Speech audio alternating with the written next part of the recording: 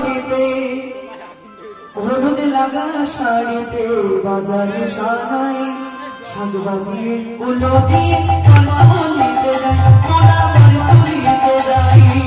বদলা বাড়িতে হলুদ লাগা শাড়িতে বাজারে সানাই সাজ বাজিয়ে উলো দিয়ে তুলিতে যাই তোলা বাড়ি তুলিতে যাই বাড়িতে হলুদ লাগা শাড়িতে বাজারে সানাই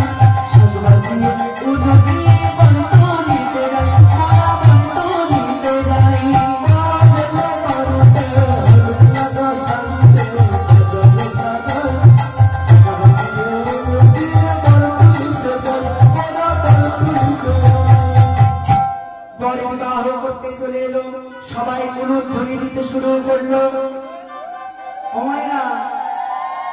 এবারে যেই না ভোলানাথ এসে দাঁড়িয়েছে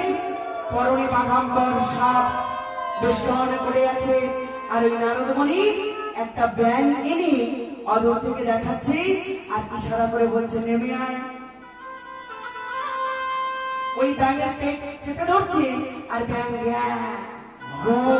ডেকে উঠছে আর ওই সাপের দিকে ইশারা করে করে ডাকছে নেমে আয় নেমে আয় সাপের ভক্ষ বস্তু হলো ব্যাং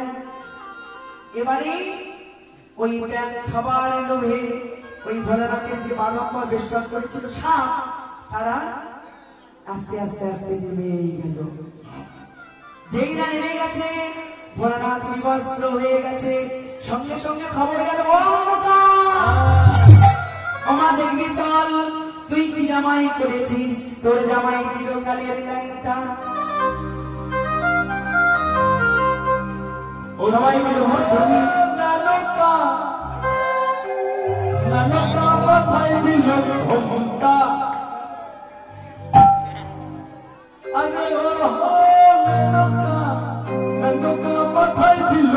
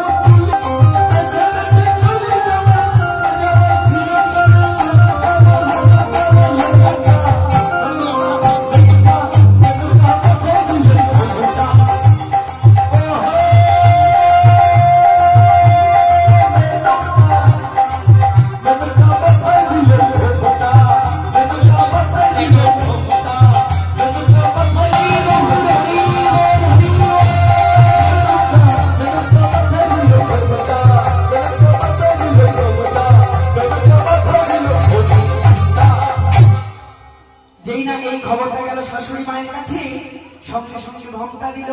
ঘোমটার জন্ম হলো এবারে শুনলোকে পার্বতী মা এবারে স্বামী নিন্দা তো সহ্য করতে পারে না ছুটতে ছুটতে এসে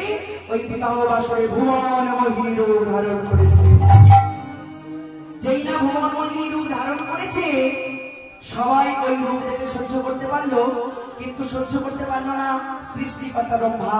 ওই রূপে মোহিত হয়ে কামে জর্জরিত হয়ে হাঁটতে হাঁটতে